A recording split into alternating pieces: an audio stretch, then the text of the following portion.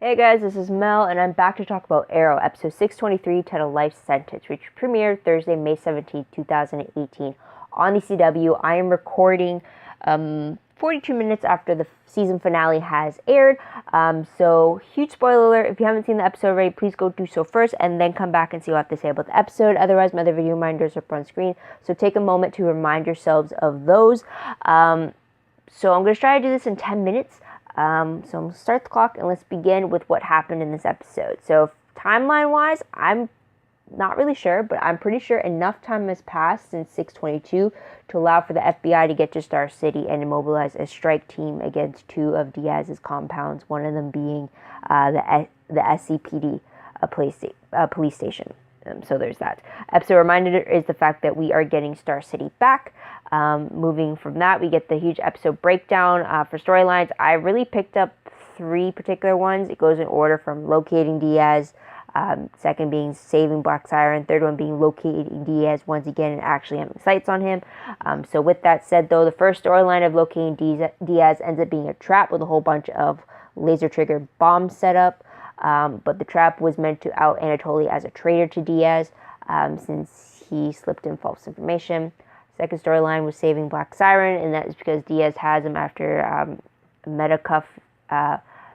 putting a meta dampener collar on her at the end of last episode, and trying to use her as leverage to get Mayor Lance to force the FBI out of the city. Doesn't really do that well.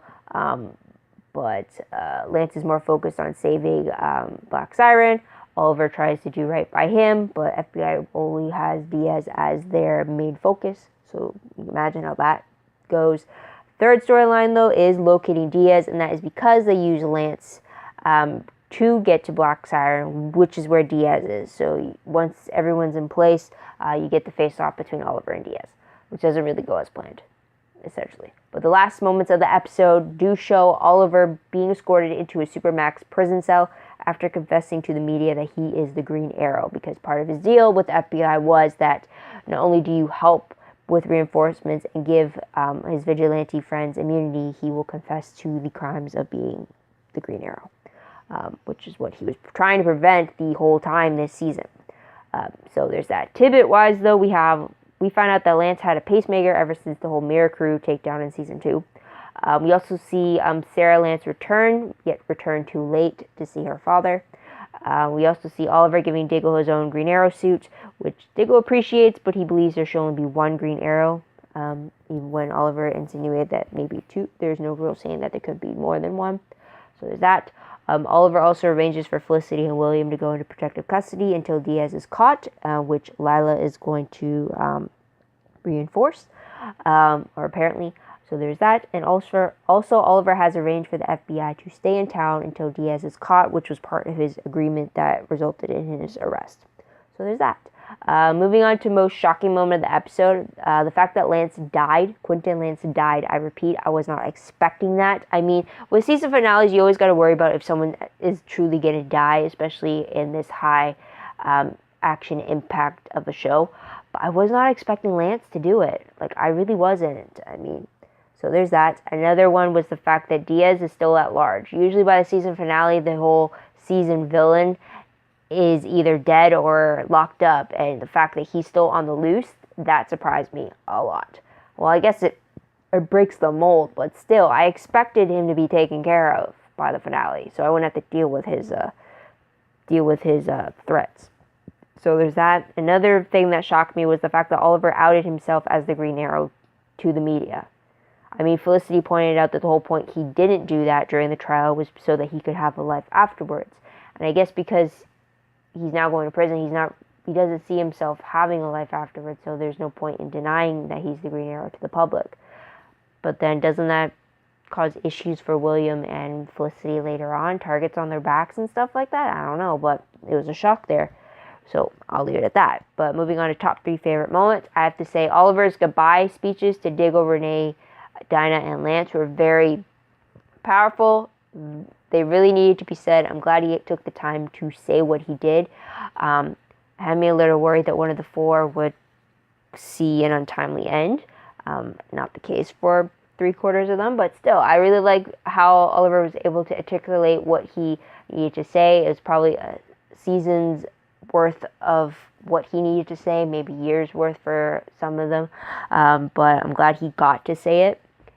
So there's that. Also like the fact that we got a scene between Sarah and Black Siren. I've been waiting to see how Sarah would react to seeing the doppelganger of her sister, and I just wanted to know how that reacted. Plus, we don't know how Black Siren, what her relationship was with Sarah on Earth 2, or if there is even a Sarah on Earth 2. So it was brief, it was short, but I'm glad that I got something there. But there's that. And another favorite I liked was Renee making that call to his daughter. Very sad, very heart-wrenching when he's making this call and believing he's going to die, and these are his last words he wants to say to her. I'm glad he had the nerve to say those words in that moment, and it was just something. He's grown a lot, for sure, and I'm glad he got to say it. So there is that. Also, I like when Oliver commented on it later on, which led to the goodbye speech there. I like that how Renee said there are not enough words to express how proud I am of her. That was perfect. Probably butchered the quote, but that was, hopefully it's on screen, but it was a good quote. So I'll leave it at that. Moving on to top 3 peeve moments. I didn't like the fact that the speeches we see Oliver specifically give to, I did not like the fact that one of them ended up being dead.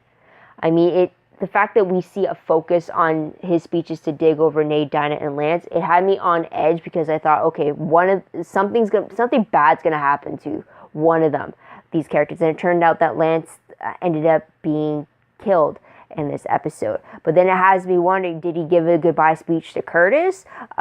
Did he just not go there? Well, I guess Curtis was the only one we didn't actually see a go-to speech, which leads to my another peeve moment because he didn't give any speech to Felicity until after the fact that he was arrested. He never got that chance to have any type of a goodbye tour type of speech with her, and then Curtis just didn't even get one at all.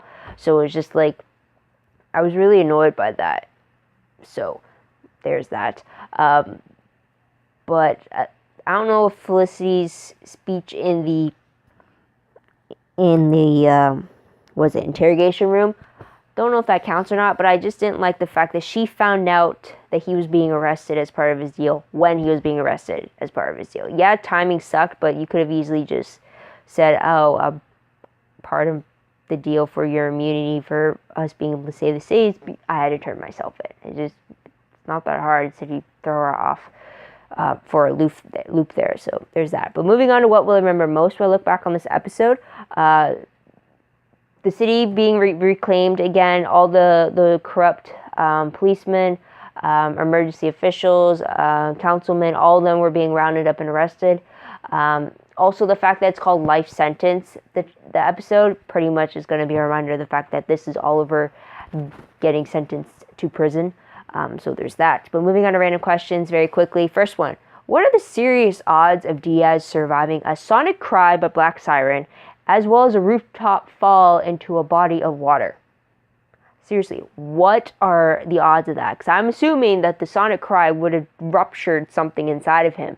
Not only did he hit hard against that rooftop ledge, which should have done something to his spine, but then he's plummeting so hard into the water, that's got to do something. And yet he's shown battered with like cuts and stuff all over his body in that final montage scene. It's just like, I don't believe it. It's like, maybe if he had metahuman powers, which resulted in like some sort of super healing or faster healing of some sort, but as far as we know, he's still human. So how the hell did he survive all that? So there's that there. I guess you can kind of tell that that's another peeve there, that he survived. So there's that. And last question, is Diaz still in control of the quadrant?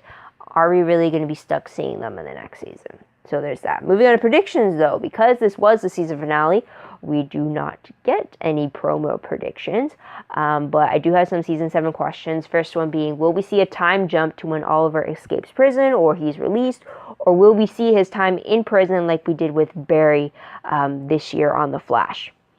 So there's that. Some type of prison time for superheroes this year, oddly. So anyways, also, will we see the return of Slade Wilson? I kind of expected him to return again before the finale, but we didn't get to do that.